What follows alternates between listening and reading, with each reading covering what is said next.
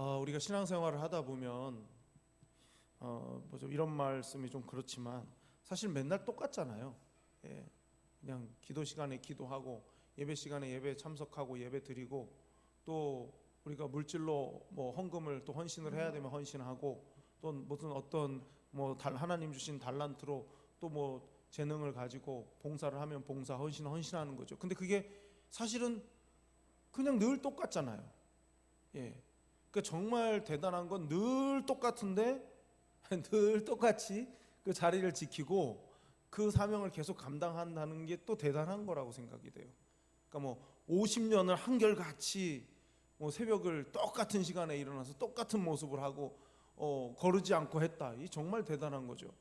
어떻게 보면 50년 세월 동안 한 번도 빠짐없이 새벽 기도를 쫙 했다. 무슨 아픈 감기 걸려서 하루 이틀 빠질 수도 있고 이런 거 빼고 그냥 항상 늘 그냥 그분은 그렇게 한다. 이건 정말 어떻게 보면 한 1년에 한 10명씩 전도하는 거 한 3년 하는 거보다 한 3년 정도 1년에 10명씩 전도하는 것보다 50년 새벽기도 하는 게 더 귀할 수도 있어요. 예. 내가 막 뜨거우면 이 사람 빨리 교회 데려가겠다 이런 게 생기잖아요. 근데 그게 또 안 되면 아닌 날은 또 하고 또 안 하게 되잖아요. 근데 새벽기도는 어떻습니까? 비가 올 수도 있고 엄청 추울 수도 있고 몸이 안 좋을 수도 있고 기분이 상할 수도 있고 여러 이유들이 있는데도 계속 꾸준하게 한결같이 지킨다는 거 정말 대단한 거죠. 새벽 기도만 그렇겠습니까? 기본적인 예배 생활이라든지 개인적인 성경 읽기라든지 다 마찬가지죠. 정말 대단한 거예요. 그게 왜 대단하냐? 사람은 뭔가를 계속 반복하다 보면 실증이 나게 되어 있거든요. 그리고 거기에 특별한 어떤 깜짝 놀랄 만한 어떤 선물 같은 게 없으면 사람은 지치게 된단 말이죠. 새벽 기도로 정말 대단한 건 이런 거죠. 50년 동안 한결같이 새벽 기도를 하는데 부자가 되는 것도 아니고 무슨 삶이 막 형통한 것도 아니고 남들이 볼 때 뭐가 막 확 풀리는 것도 아닌데도 그렇게 하는 게 진짜 대단한 거죠. 왜냐하면 사람은 실증이 나고 사기가 꺾이고 마음이 상하고 또 환경이 어려우면 꾸준하던 것을 안 하게 될 가능성이 사람한테 늘 도사리고 있단 말이에요. 이제 우리가 이런 걸 조금 다른 말로 하면 영적으로 타성해졌는다, 신앙생활에 타성해졌는다, 매너리즘에 빠진다, 그런 말을 할 수 있겠죠.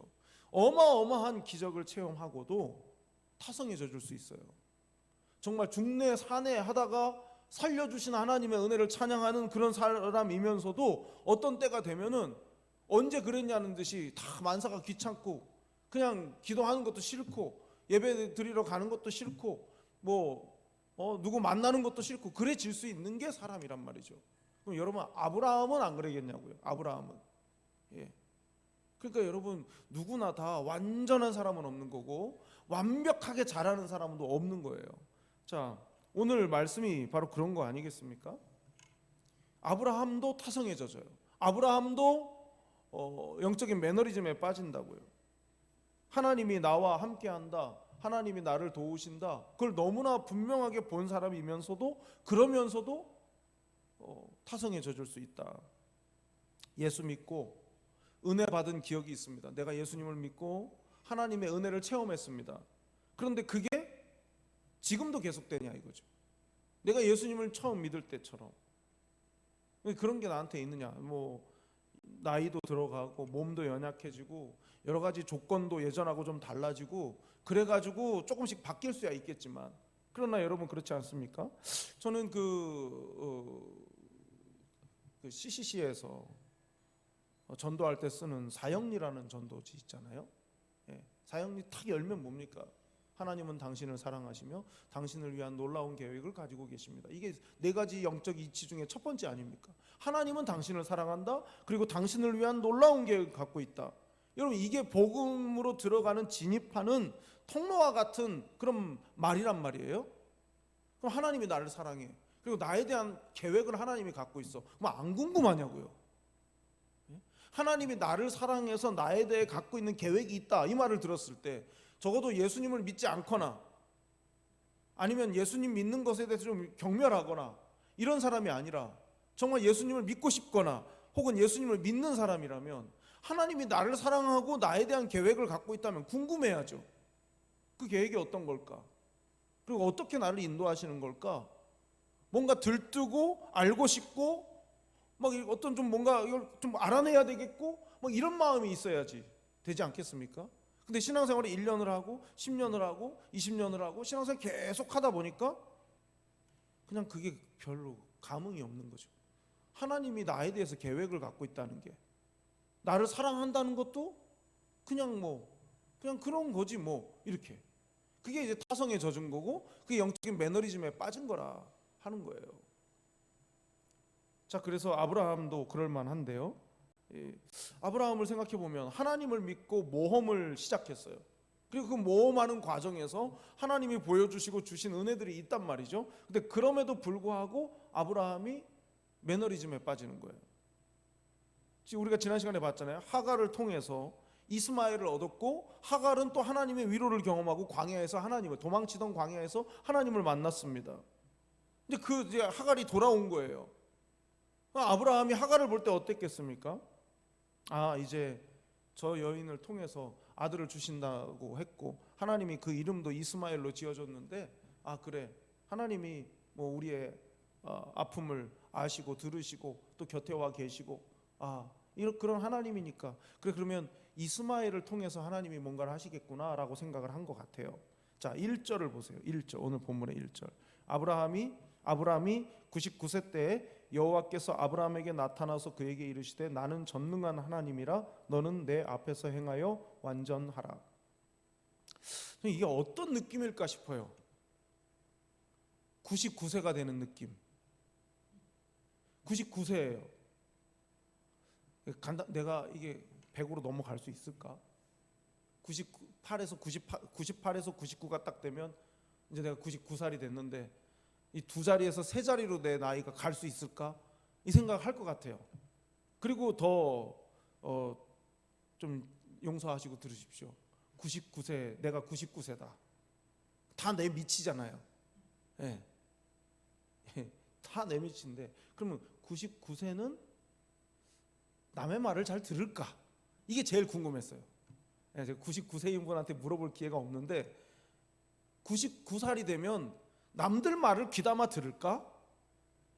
다 내 밑에거든요. 죄송하지만 여러분도 잘 안 듣잖아요, 남의 말. 나이가 들어갈수록 남의 말 잘 안 듣잖아요. 제가 그 생각을 해보니까 어릴 때 너 왜 이렇게 말을 안 듣니? 이 소리를 들으면서 자랐거든요. 너 왜 이렇게 엄마 말 안 듣냐? 이 말을 들었는데 그 어릴 때 말 안 듣던 사람이 계속 나이가 들어가면 점점 말을 안 들어요. 남의 말을. 엄청 나보다 세다, 엄청 나보다 높다, 엄청 나보다 능력 있다 그러면 좀 듣는 척 하지만 조금 만만하다 싶으면 안 들어요, 사람은. 근데 99살인 겁니다, 지금 아브라함이. 남의 말만 안 듣겠습니까? 뭘 시도한다든지 아니면 뭔가를 새로 해야 되고 뭘 바꿔야 되고. 99살은요 그런 거 안 하고 싶은 나이일 거예요, 분명하게. 근데 그 아브라함에게, 99세인 아브라함에게 하나님이 딱 찾아오셨어요. 그래서 뭐라고 말씀하십니까? 나는 전능하다. 저는 왜 하나님이 왜 이 말씀부터 딱 하실까? 나는 전능하다. 왜요? 아브라함 지금 매너리즘에 빠져 있어요. 내가 99년을 살아보니 하나님이 이렇게 인도하고 저렇게 인도해서 이리 따라가고 저리 따라가고 해서 뭔 일이 생겼었는데 결정적인 건 아직 해결이 안 됐어요. 하나님이 하신 약속이라든지 하나님이 해주시겠다고 한 먼저 하나님이 말씀하신 것에 대한 성취가, 내가 99살을 살았는데 결정적인 건 아직 안 왔단 말이에요. 그러니까 마음속에 늘 마음이, 하나님이 나를 어떻게? 진짜? 이런 질문이 마음속에 계속 생기고 있는데 하나님이 딱 나타나셔서 첫 마디가 나는 전능하다. 너가 나이가 99살이 됐든 100살이 됐든 300살이 됐든, 그래서 그 나이 먹은 것 때문에 뭐도 안 되고 뭐도 안 되고 뭐도 안 될 거다 그런 생각으로 꽉 차 있어도 나는 전능하다, 이 말씀을 하시는 거예요. 너가 생각할 때 이런 이유로 안 되고 저런 이유로 안 될 이유들로 꽉 차 있고 나이가 먹어갈수록 세상 경험을 할수록 그게 점점 많아지고 있는데 그런 것 때문에 내가 뭘 못할 줄 아느냐 네 앞에서, 이렇게 찾아오신 거예요. 그래서 나는 전능하다라는 말씀을 가장 먼저 하신 거죠.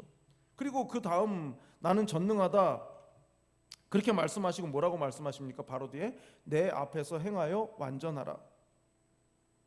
내 앞에서 행하여 완전하라 이렇게 말씀하셨어요.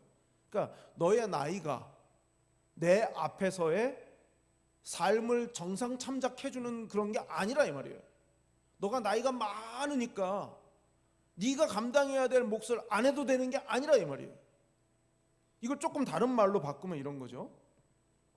하나님께서 전능하시다라는 건 뭐냐? 인간의 조건에 왔다 갔다 하시지 않는다는 거예요. 그 사람이 나이가 많고 능력이 부족해지고 어려워지면 그냥 그 수준으로 하나님이 하향 조정해가지고 뭔가를 하시고, 어떤 사람이 젊고 똑똑하고 씩씩하고 대단해가지고 막 활기차면 하나님이 상향 조정해가지고 뭘 하시고, 그런 분이 아니시라는 거예요. 너희의 능력치에 따라서 내가 이리 갔다 저리 갔다 하는 내가 아니다, 이런 뜻인 거예요. 그러니까 내가 이런 뜻을 갖고 있으면, 네가 내 앞에 있다면 내 뜻에 맞게 네 나이랑 상관없이, 너의 능력이랑 상관없이 내가 품은 그 뜻 앞에서 너는 맞춰서 살아야 된다, 이 말씀을 하시는 거예요. 여러분, 우리가 그러잖아요. 자꾸만 뭐 솔직히 다 그렇지 않습니까? 목사님, 저는 뭐 이제 나이도 많고 뭐 그러니까 그런 거 저 시키지 마세요. 저는 들으면 네, 알겠습니다. 힘드신데. 저는 이래요. 예. 그렇게 요청하는 분이나 저나 믿음이 없는 거죠. 예. 무슨 말씀하시냐고. 내일 숨이 꼴딱 넘어가도 오늘까지 하셔야지. 제가 이러면 또 목사 원래도 별로였는데 진짜 별로다, 또 이럴지 몰라요. 여러분, 정말 그렇지 않습니까? 우리가 자꾸만 내가 가진 어떤 걸 통해서 하나님을 봐요. 자꾸만 하나님을 통해서 내가 가진 걸 봐야 되는데, 내가 가지고 있는 걸 가지고 하나님을 본다고요. 나는 뭐도 없고, 나는 뭐도 없으니까 하나님이 요 수준에서 날 도와주실 거야. 나 때문에 하나님을 자꾸 짜부러뜨려요. 작게 만들어요. 그게 믿음이 아니고 그건 예의도 아니에요. 하나님에 대한. 하나님이 전능하시면 전능하신 하나님 대우를 해드리고, 그에 못 미치는 믿음 때문에 안타까워하고 믿음을 주시도록 기도해야 되는데, 그게 아니라 내가 할 수 있는 건 요만큼이니까 하나님은 요만큼만 도와주시면 되지, 내가 하나님한테 너무 많은 걸 기대하는 것도 그것도 예의가 없는 거야. 이건 믿음 없는 거고, 좀 심하게 말하면 교만한 거예요. 하나님의 능력을 내가 축소시키니까. 지금 아브라함이 지금 그럴 수 있는 상황인데, 하나님이 딱 나타나셔서 나는 전능하다, 내 앞에서 행하여 완전하라, 이렇게 말씀하십니다. 자, 그때, 그러니까 아브라함이 영적인 매너리즘에 빠져가지고 있을 때, 그때 하나님이 아브라함에게 뭘 요구하셨냐? 자, 4절이에요. 보라, 내 언약이 너와 함께 있으니 너는 여러 민족의 아버지가 될지라. 이제 후로는 내 이름을 아브라함이라 하지 아니하고 아브라함이라 하리니 이는 내가 너를 여러 민족의 아버지가 되게 함이니라. 그러니까 저는 이런 장면을 보면 진짜 하나님은 우리하고 참 많이 다르셔요. 하나님은 우리하고 정말 많이 다르신 거예요. 99살에 이름 바꿔주시는 하나님이에요. 99살쯤 됐으면 누군가가 한 90쯤 사례가 90살이니까 몇 년에 결혼했는지 몰라도 80년 정도를 아브라함이라고 불렀는데, 아브라함으로 바꾸면 다시 이름을 바꿔서 부르기 시작하는데 얼마나 헷갈리겠습니까? 80년을 아브라함 하다가 큰 대기업 같은 데서 뭐 삼성이면 삼성, 현대면 현대, 뭐 기아면 기아, 이런 회사가 자기네 회사 그 마크 하나 바꾸잖아요. 기아가 요즘에 마크를 바꾼 것 같아요. 마크 하나 바꾸잖아요. 얼마쯤 들 것 같습니까? 그 마크 하나 바꾸려면 몇십억 들어요. 우리가 생각할 때는 그거 기아 그거 영어로 그 KIA 써 있는 거 그거 뭐 이렇게 바꾸는 거 그 뭐 돈 얼마나 들겠나 싶지만 그건 10억 이상 듭니다. 그 조그만한 이 세상의 기업 하나 바꾸는 것도 그렇게 많이 비용이 발생이 돼요. 그러니까 80년을 아브라함이라고 부르다가 누군가가 아브라함이라고 부르려고 하면 입에서 이게 계속 도는 거예요. 근데 하나님은 그런 거랑 상관이 없으세요. 너 이름 바꿔. 이제 아브라함 아니야. 아브람이 무슨 뜻입니까? 무슨 높은 아버지, 존귀한 아버지, 이런 뜻이에요. 근데 뭐로 바꾸라는 겁니까? 아브라함으로 바꾸래요. 아브라함은 뭡니까? 열국의 아비예요. 너 혼자 잘난 아버지, 너 혼자 대단한 아버지 아니고 모든 자식들의 아버지가 되어야 된다. 이름을 바꿔주시는 거예요. 이건 뭘 의미합니까? 이름을 하나님이 왜 바꿔주시는 겁니까? 야, 너 정신 똑바로 차려. 나는 너한테 99년을 해왔던 것도 바꾸라고 할 수 있는 게 나야. 그거 바꿔야 돼, 너의 인생. 99살 할아버지의 이름을 하나님이 바꾸시는 가장 중요한 목적은 이름이 그냥 호칭이 아니라 그 이름 속에 사명이 담겨 있기 때문에. 사명. 그냥 너 혼자 그냥 존귀한 아빠로 아버지로 그냥 그렇게 사는 게 너의 사명이 아니야. 너의 사명은 모든 이의 아버지가 되는 게 너의 사명이야. 그걸 지금 일깨워 주시고 계신 거예요. 이거 좀 다른 말로 하면 뭐겠습니까? 인생이라는 건 뭐냐? 이름 따라가는 게 아니라 사명 따라가는 거라는 거예요. 예. 각자 다 이름들이 있으시죠? 그 이름을 지어주실 만한 누군가의 어떤 그런 사정과 환경이 있었겠죠. 그리고 부모님의 마음이 가장 많이 반영됐겠죠. 그러면 똑같지 않겠습니까? 아브라함으로 바꿨다는 건 하나님 아버지의 마음이 가장 많이 반영된 이름이 아브라함인 거예요. 원래 너의 이름은 누가 지어줬는지 모르지만 이제 내가 너의 이름을 이렇게 지어줌으로 비록 네가 99세라 할지라도 이후에 너의 인생은 아브람이 아니라 아브라함으로 살아야 돼. 내가 너한테 주는 그 사명을 따라 살아야 돼 하고 이름을 바꿔준 거예요. 참 여러분 그렇잖아요. 우리 안전도사님네 아기 이름이 사무엘이거든요. 대단하다. 이름을 사무엘로 이제 할아버지가 그냥 아예 할아버지가 거의 왕이시더라고요. 얘기를 들어보니까 그냥 할아버지가 이렇게 정해 이렇게 해 그럼 끝이더라고요. 네. 그 할아버지는 아들을 없어요. 그 할아버지는 딸만 있는 할아버지인데 얼마나 좋으셨겠습니까? 사무엘로 이름을 딱 정했다고요. 근데 여러분 생각해 보는 거죠. 제가 그런 생각을 했어요.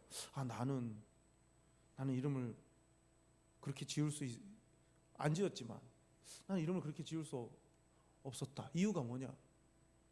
사무엘이라는 이름, 솔로몬이라는 이름, 다윗이라는 이름, 그 이름으로 평생 살려면 그 이름의 무게가 너무 무거우니까. 다시 말하면 이런 뜻이 되는 거예요. 그 정도의 믿음이 아닌 거예요, 저는. 내가 내 아이의 삶을 그렇게 딱 정해주고 그렇게 살라고 하기에는 내가 그 믿음이 나한테는 없는 건 거예요. 왜냐하면 이름이 그냥 이름이 아니라 사명을 따라가는 이름이니까. 하나님께서 아브라함의 이름을 아브라함으로 바꿔주고 그렇게 이름을 정하신 것은 너 이제 아브람으로 살면 안 돼 이거예요. 아브람으로 살아서는 안 돼 그거예요. 그러니까 이름을 바꿔주시는 거죠. 자, 창세기 32장 27절에서 29절을 보겠습니다.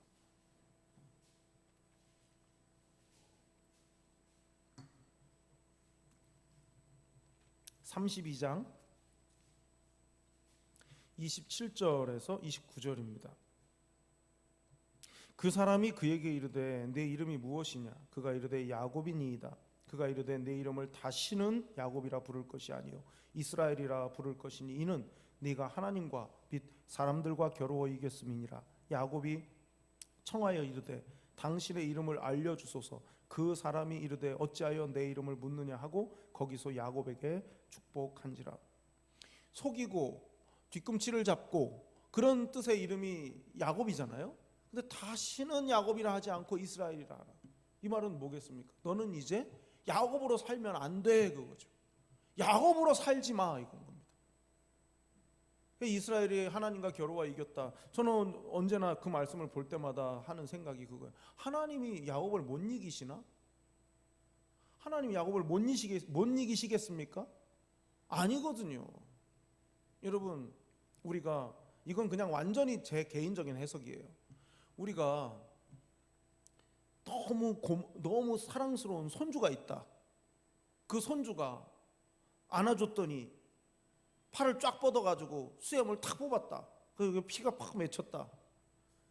그러면 이 녀석이 하면서 알밤을 주는 할아버지는 없단 말이죠. 어떤 겁니까? 그냥 져주는 거예요. 네. 너 이 녀석 할아버지한테 말이 그게 뭐야? 뭐뭐 해주세요 해야지 왜 말을 그렇게 해? 할아버지는 하나도 기분이 안 나빠요. 져주는 거죠. 너무 사랑스러우니까. 너는 더 이상 야곱으로 살면 안 돼. 너는 이스라엘이라는 이름으로 살아야 돼. 그 말은 뒤집어 말하면 뭡니까? 하나님이 나를 그만큼 사랑한다는 뜻인 거예요. 나한테 져주실 정도니까. 왜요? 야곱은 늘 뭔가를 붙잡아야 됐어요. 거짓말을 해서라도 뺏어야 됐어요.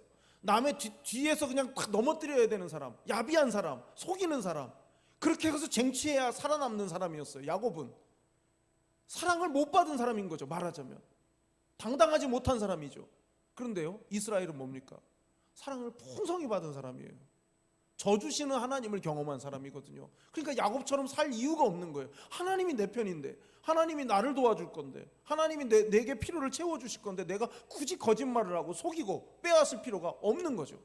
그러니까 이스라엘인 거예요. 삶이 완전히 다른 거죠. 완전히 다른 거. 자, 마태복음 16장 17절입니다. 17절 18절. 마태복음 16장 17절 18절 말씀입니다. 마태복음 16장 17절에서 18절 말씀입니다. 예수께서 대답하여 이르시되 바요나 시몬아 네가 복이 있도다. 이를 내게 알게 하니는 혈육이 아니요 하늘에 계신 내 아버지시니라. 또 내가 네게 이르노니 너는 베드로라. 내가 이 반석 위에 내 교회를 세우리니 음부의 권세가 이기지 못하리라. 아멘. 17절에서 시몬아 불렀잖아요. 이름이 시몬이란 말이에요. 시몬.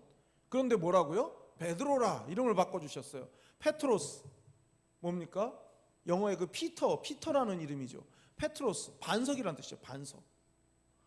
예수님이 왜 이렇게 말씀에 이름을 바꿔주신 겁니까? 주는 그리스도시요 살아계신 하나님의 아들이십니다 라는 그 믿음의 고백을 받으시고 이것을 알게 한 게 혈육이 아니다. 하늘에 계신 내 아버지가 알게 하셨다. 그러면서 이름을 베드로로 바꿔주신 거거든요. 예, 다시 말하면 사명으로 살라는 거죠. 사명. 내가 누구인지 아는 그 믿음에 근거한 그 사명으로 살라 해서 이름을 바꿔주신 거예요.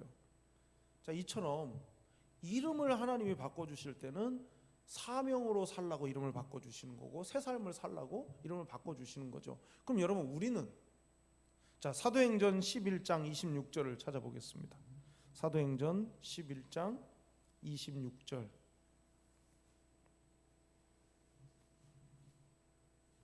사도행전 11장 26절 말씀입니다. 만남에 안디옥에 데리고 와서 둘이 교회에 1년간 모여 있어 큰 무리를 가르쳤고 제자들이 안디옥에서 비로소 그리스도인이라 일컬음을 받게 되었더라. 예. 바나바와 사울이 안디옥에서 2년간 공동 목회를 하는 동안에 1년간 공동 목회를 하는 동안에 그 이름을 이렇게 그리스도인이라고 가르침을 받고 또 세례를 받고 믿음으로 살아가는 그 모든 제자들에게 사람들이 그리스도인이라고 이름을 붙여줬다는 거죠. 예. 여러분 이게 바로 우리의 이름이에요. 한 사람 한 사람 따로따로 이름을 바꿔주는 천주교회처럼 이름을 바꾸지는 않지만 우리는 그리스도인이라고 하는 새로운 이름을 가졌단 말이죠. 그럼 그리스도인이라고 하는 그 이름에 걸맞은 사명의 삶을 살아야 된다는 것이죠. 예. 우리를 비웃고 조롱하고 비아냥거리기 위해서 개독이란 말도 쓰고 예수쟁이라는 말도 쓰고 별별 말을 다 쓰지만 그러나 여러분 우리는 항상 어떻게 말을 하든 간에 예수님과 관련된 이름인 거예요. 기독은 그리스도를 한자로 풀어서 쓴 게 기독이란 말이에요. 그러니까 그거를 말을 살짝 틀어가지고 나쁜 발음으로 해서 부르든 어쨌든 근거는 예수님인 거거든요. 그러면 예수님을 믿는 사람인 우리는 새로운 삶을 살아야 되는 거죠. 그리스도인다운 삶을 산다라고 할 때 그리스도인이라는 말은 반드시 예수 그리스도와 연결이 돼 있으니까 예수 그리스도와 관련된 삶의 모습을 보여주고 나타내야 할 사명으로 살아야 된다는 것이죠. 자, 그래서 오늘 본문에서 내 앞에서 행하여 완전하라 이 명령을 실천할 수 있도록 주신 말씀 그게 10절 11절이에요. 너희 중 남자는 다 할례를 받으라. 이것이 나와 너희와 너희 후손 사이에 지킬 내 언약이니라. 너희는 포피를 베어라. 이것이 나와 너희 사이의 언약의 표징이니라. 할례를 하라고 그렇게 명령을 하셨어요. 그러니까 내 앞에서 행하여 완전하라 그 말씀을 하시고 할례를 명령하셨단 말이죠. 그러면 이 관계를 우리가 생각해 봐야 돼요. 내 앞에서 행하여 완전하라, 할례를 해라. 이게 무슨 관계가 있을까? 하나님의 백성이 하나님과 아브라함 사이에 맺은 그 언약을 따라서 살아가는 거. 다시요. 하나님의 백성이 하나님과 아브라함 사이에 맺은 그 언약을 따라서 살아가는 그 삶의 증거가 할례인 거예요. 하나님은 아브라함에게 언약 맺었고 그 아브라함의 후손들에게까지 다 똑같이 이 언약을 맺었는데 이 언약을 맺은 증표가 할례인 거죠. 그래서 할례를 행하라 하신 거죠. 나는 전능한 하나님이다. 내 앞에서 행하여 완전하라. 할례를 행해라. 이렇게 연결을 해서 생각해 보면 아브라함은 이 언약을 맺을 때 자식이 없었잖아요. 그럼 아브라함에게 요구되는 믿음은 뭡니까? 할례를 할 때 하나님이 자식을 준다는 믿음이 있어야 할례가 의미가 있죠. 왜냐하면 이 후손과 계속 연결되는 부분이니까. 후손과 맺으신 언약이니까. 그러면 내가 할례를 행하라고 말씀하신 이 명령에 순종을 해야 그 순종이 곧 내가 하나님의 약속을 믿는다는 믿음의 고백이 되는 거고, 그리고 이 고백은 나에게서 끝나는 게 아니라 내 이후의 후손들도 또 이 할례를 계속해서 행함을 통해서 그 하나님의 약속이 여전히 유효하다는 것을 믿음으로 각각이 다 고백하는 게 되는 거 아니겠습니까? 그래서 하나님 앞에서 행하여 완전하라라는 것은 나의 한계, 아브라함이라고 하는 이제 99세가 된 아브라함이라고 하는 이 생물학적인 이 한계, 그 한계를 뛰어넘으시는 전능하신 하나님에 대한 고백이 할례인 거예요. 예. 저는 어떤 텔레비전 영상에서 요즘에 이스라엘 사람들이 할례하는 걸 봤어요.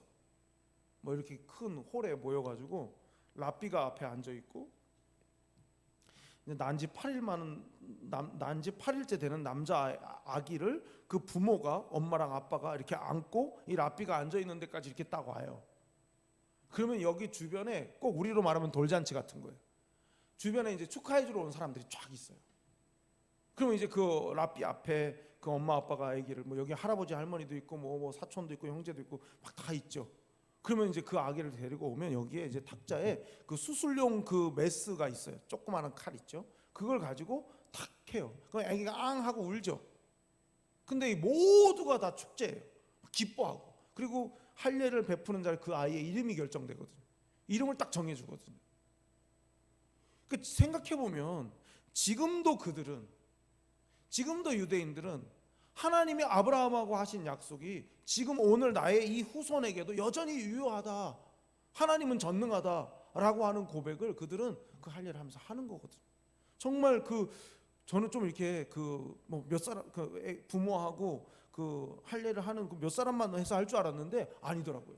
그 돌잔치 같이 그때 다 모여가지고 다 축하해주고 참 어떻게 보면 굉장히 그들이 가진 그 믿음이라는 게 그런 거구나. 정말 하나님의 복을 확실히 그들은 믿고 있구나. 그런 생각을 했습니다. 여러분, 이름을 바꾸시고 이름을 바꾸어주고 아브라함으로 이름을 바꾸어주고 그 다음에 제일 먼저 한 게 할례였다는 거. 이거는 하나님께서 후손에 대한 약속을 아브라함이 믿었다는 뜻이 되는 것이고 그 믿음을 가진 모든 후손들이 이 복을 받게 될 거라고 하는 약속인 거예요. 그러니까 나 하나가 아닌 거예요. 그래서 여러분 이런 거 있죠. 엄마가 열심히 기도할 테니까 너는 공부나 해. 이런 말은 하지 마셔야 되는 거예요. 엄마가 너를 위해서 기도하는 거는 엄마가 할 수 있는 것까지다. 너도 하나님께 지혜를 구하고 너도 하나님께 기도하고 그리고 최선을 다하면 하나님이 너를 도와주실 거야. 나의 하나님이 아니라 너의 하나님이라는 사실을 잊지 마라. 이래 돼야 된다는 거죠. 후손에게는. 계속 보세요. 할례를 하는 어떻게 보면 좀 끔찍할 수도 있고 좀 무서울 수도 있고 그런 그거 하는데 조그마한 얘보다 지금 이 애기보다 2-3살 많은 애기도 같이 옆에서 보고 있는 자기 동생 할례 받는 거를 그 보고 있는 거라고요. 계속 대에서 대로 계속 이어지는 거예요. 하나님에 대한 고백이.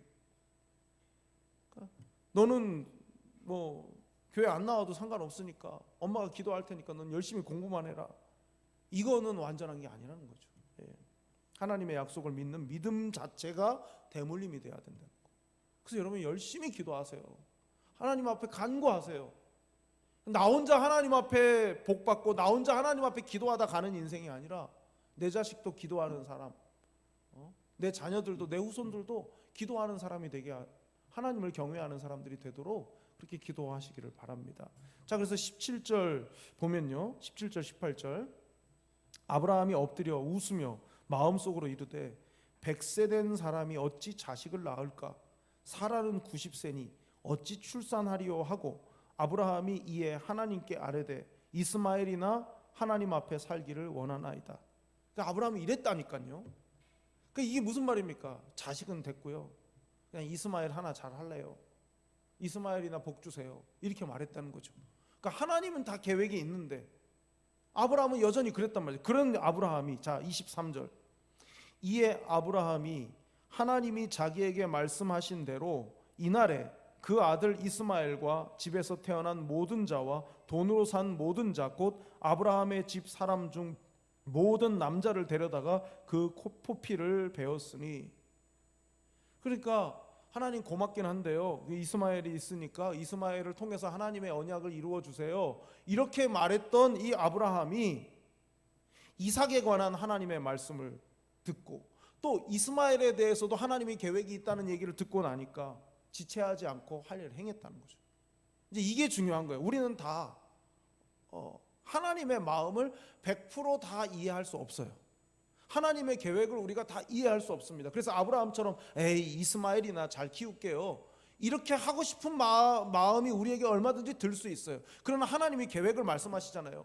이삭에게 나는 이런 복을 줄 거고 또 이스마엘을 통해서 또 이렇게 일할 거고. 그러니까 그 말씀을 듣고 나니까 그 말씀을 따라서 그 말씀하신 대로 자기에게 말씀하신 대로 어떻게 해요? 바로 그날에 할례를 행했다고. 온 집안 남자들 다 할례하게 했다 이 말이죠. 그래서 여러분 여기서 우리가 중요한 게 처음 말씀드린 것처럼 타성해졌지 않고 스스로 극복할 수 있는 수준의 믿음이 돼야 된다는 거죠. 얼마든지 사람은 타성해져 줄 수 있어요. 아 내가 근데 이러면 안 되지, 내가 하나님 앞에 이런 마음이면 안 되지 하고 딱 다시 또 고쳐먹고 다시 또 마음을 새롭게 하고, 이게 이제 우리에게 필요한 거 아니겠습니까? 그래서 여기서 이 할례에 대해서 마지막으로 하나 정리를 하자면 신약에 와서 할례의 의미를 새롭게 해석한단 말이죠. 자, 로마서 2장 28절 29절입니다. 로마서 2장 28절 29절.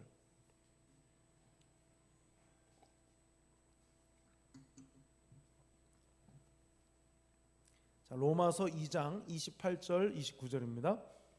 무릇 표면적 유대인이 유대인이 아니요 표면적 육신의 할례가 할례가 아니니라. 오직 이면적 유대인이 유대인이며 할례는 마음에 할지니 영에 있고 율법 조문에 있지 아니한 것이라. 그 칭찬이 사람에게서가 아니요 다만 하나님에게서니라. 아멘. 몸에 할례의 흔적이 있어서 언약 백성이라고 하는 증거를 나타내는 그런 차원이 아니라 그 삶의 모습이 언약 백성다운 삶이어야 한다는 거거든요. 구약의 할례가 그랬습니다. 구약의 할례가 그냥 몸에 할례를 행했다고 보이는 것만 가지고 유대인이라 말할 게 아니라 그의 삶이 하나님과 언약을 맺은 하나님의 백성다운 삶이어야 하듯이 신약의 할례란 우리 마음의 할례인 거예요. 마음에 확실하게 증거가 있는 거예요. 내 마음 깊은 곳에, 내가 하나님의 백성이라고 하는 마음 깊은 곳에 분명한 증거가 있는 거죠. 근데 그 증거는 반드시 어떻게 해요? 삶으로 드러나야 된다는 거죠. 마음이 우리의 말을 움직이고 마음이 우리의 행동을 움직이고 마음이 우리의 인생을 움직이기 때문에 우리의 마음의 할례를 받았다면 그 할례 받은 자다운 언약 백성으로서의 삶이 밖으로 드러나야 된다는 거죠. 그것은 오늘 맨 처음으로 돌아가서 나는 전능하다, 내 앞에서 행하여 완전하라, 하신 그 말씀 그대로 다시 연결을 해서 생각해 보면, 내가 정말 마음의 할례를 받은 사람이 맞다면 하나님은 당신의 계획을 나를 통해서 이루어 가실 거다. 그리고 그 계획은 나에게서 끝나는 게 아니라 믿음을 고백하는 내 후손들에게로 계속 이어져 갈 것이다. 그걸 믿는 사람이 마음의 할례 받은 사람이고, 또 그 마음의 할례를 받은 사람이 전능하신 하나님의 능력을 또 체험하는 줄 믿습니다. 기도하겠습니다. 하나님 아버지, 우리를 사랑하시고 우리와 함께 하시는 전능하신 하나님을 믿습니다. 하나님이 전능하시기에 우리의 나이나 우리의 능력이나 우리의 가진 재물이나 우리가 가지고 있는 그 어떤 것에 관계없이 하나님은 우리의 삶을 얼마든지 당신의 뜻대로 이루어 가실 줄 믿습니다. 내가 하나님을 제한하지 않게 하시고 하나님의 능력을 축소하지 않게 하시며, 나는 부족하고 나는 연약할지라도 하나님의 능력이 나를 감싸고 나를 두르실 때 나의 약함은 아무 이유가 없는 줄 믿습니다. 하나님의 도우심을 기대하고 하나님의 능력을 믿는 신실한 믿음으로 마음의 할례를 받은 자답게 전능하신 하나님을 의지하며 살아가는 우리 모두가 될 수 있도록 인도해 주시옵소서. 함께해 주시기를 간절히 원하오며 사랑이 많으신 예수님의 이름으로 기도드리옵나이다. 아멘.